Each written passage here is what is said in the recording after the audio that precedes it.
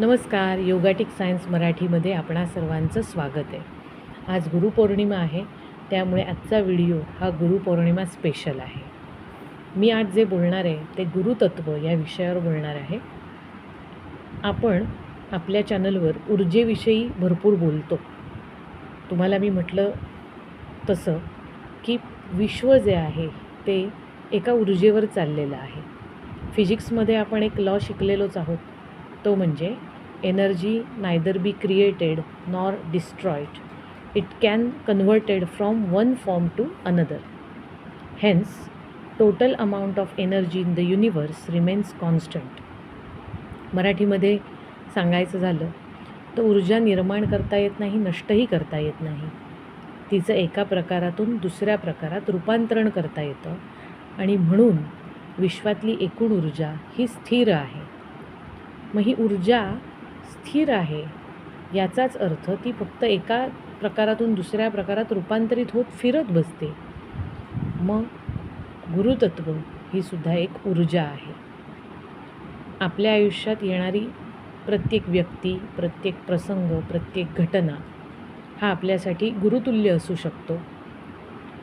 पण आपल्या सगळ्यांनाच माहिती आहे, आपल्याला जन्म देणारे आपले आई वडील हे सगळ्यात पहिले आपले गुरु असतात.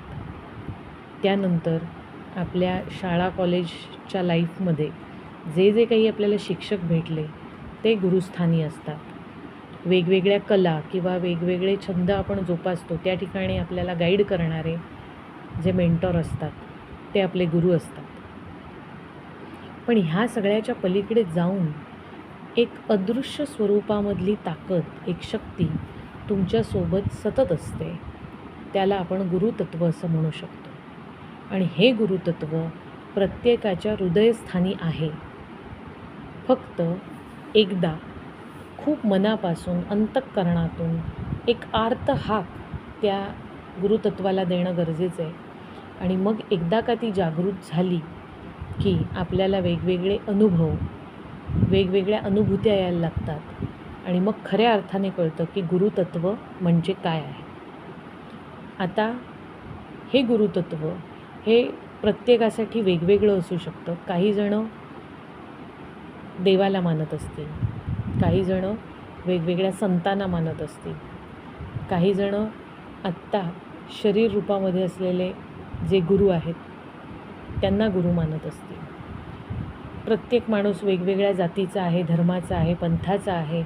पण परमेश्वरी शक्ती ही प्रत्येक माणसाबरोबर, प्रत्येक प्राण्याबरोबर, प्रत्येक पक्षाबरोबर, प्रत्येक सूक्ष्म अतिसूक्ष्म जीवांबरोबर, ह्या पृथ्वीवर असलेल्या अगदी सजीवांबरोबर निर्जीव वस्तूंमध्ये सुद्धा चैतन्य स्वरूपामध्ये ती शक्ती आहे.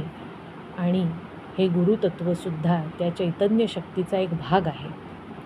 त्यामुळे आयुष्य जगत असताना आपल्याला अनेक संकटांना, अनेक वेगवेगळ्या प्रसंगांना सामोरं जावं लागतं. अनेक दुःख येतात, अनेक चुकीची माणसं भेटतात किंवा आपल्या पूर्वसंचितानुसार, पूर्वकर्मानुसार काही भोग आपल्याला भोगावे लागतात.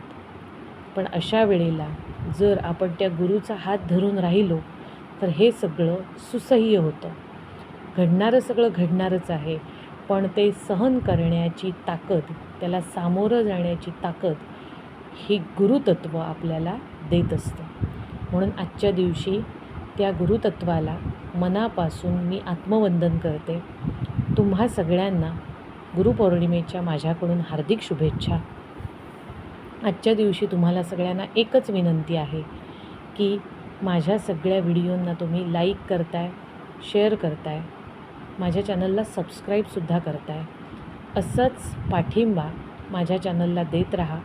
कारण माझ्याकडे जे काही असलेलं थोडकं ज्ञान आहे किंवा माझा जो अनुभव आहे ऊर्जा उपचारांच्या बाबतीतला, तो प्रामाणिकपणे सर्वांपर्यंत पोहोचवण्याची माझी प्रामाणिक इच्छा आहे.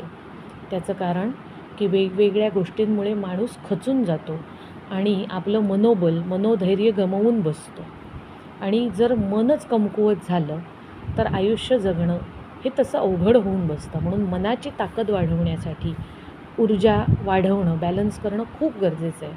आणि मग ती बॅलन्स करत असताना छोटे छोटे उपाय करून, छोट्या छोट्या गोष्टी करून ती जर वाढवली, आपलं मनोधैर्य, मनोबल वाढवलं, तर आयुष्यामध्ये खूप सुंदर, सुखद आणि चांगले परिणाम किंवा चांगले बदल आपल्याला दिसू लागतात.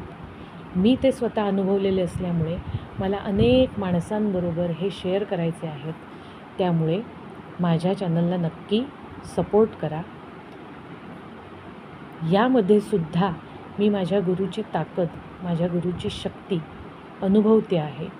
माझा व्हिडिओ ऐकणारा प्रत्येकजण, व्हिडिओ पाहणारा प्रत्येकजण त्या गुरुतत्वातूनच माझ्या पाठीशी खंबीर उभा आहे याची मला पुरेपूर खात्री आहे. त्यामुळे माझ्या आयुष्यातल्या सर्व गुरूंना मी पुन्हा एकदा वंदन करते. आपणा सर्वांना पण मनापासून नमस्कार करते आणि आजचा व्हिडिओ इथेच थांबवते. धन्यवाद.